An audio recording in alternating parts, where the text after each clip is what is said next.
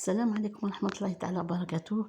بهذه المناسبة العظيمة ذكرى زيادة سيدنا محمد صلى الله عليه وسلم المولد النبوي الشريف، نقدم لكم ونشارك معكم هذا الطبق تاع يعني تاع التقنته كيما نقولوا حنايا، ولا في مناطق اخرى يقولوا لها طمينه.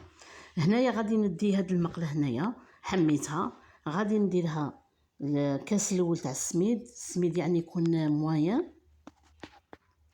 انا درت سميد موله. هنا عندي غادي ندير لكم واحد 3 كيسان حتى 4 كيسان حسب افراد العائله نتاعكم. غادي نقلوه مليح على نار هاديه باش ما ينحرقناش من تحت، وماذا بكم ما تقلوش بزاف حتى يحمر. ابان يشم هذيك الحمى نتاع المقله نطفو عليه. ابان كي تلمسوه تعرفوا باللي راه مقلي، يكون حامي ويكون. دونك هنايا غير بشويه نستمر في التحريك طون نحرك، ما نحبسوش كاع. ونزيد معاه هنايا جبت المقله صغيره هنايا في جهه، راني هنايا نقلي في الججلان. هذا الججلان الاحمر، انايا بغيت هذا الججلان الاحمر لخاطرش فيه بنه شابه. درت واحد عبر 3 مغارف هكا تاع ماكله، كل وحده كيفاش تبغوا ديروا 2 مغارف، تبغوا مغرف، تبغوا اصلا ما ديروش كاع، يعطي بنا نكهه شابه.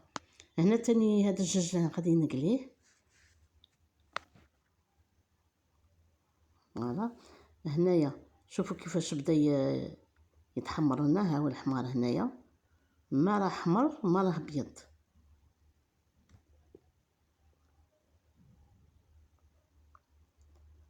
في جهه جبت كاسرونه حطيت فيها واحد هنا الكاس الاول تاع الدهان، كنت ذوبته مسبق وخليته يدفى شويه. زدت معاه هنايا واحد 2 مغارف تاع الحلوى تاع الترك تاني اضافيه، صفه فاكولتاتيف تانيك.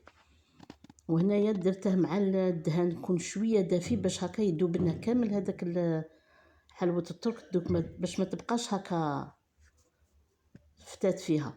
شوفوا كيفاش رجعت دابت كامل. هذا الكاس الاول تاع الدهان.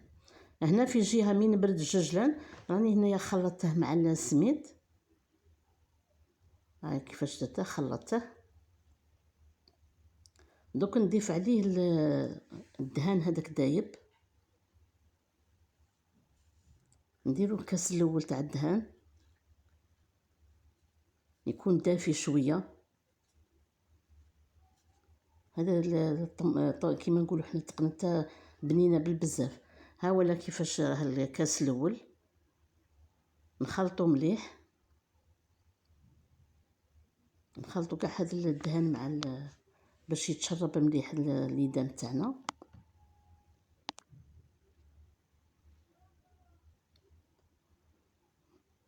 ها ولا نزيد الزاوج الكاس الثاني هذا تانيك.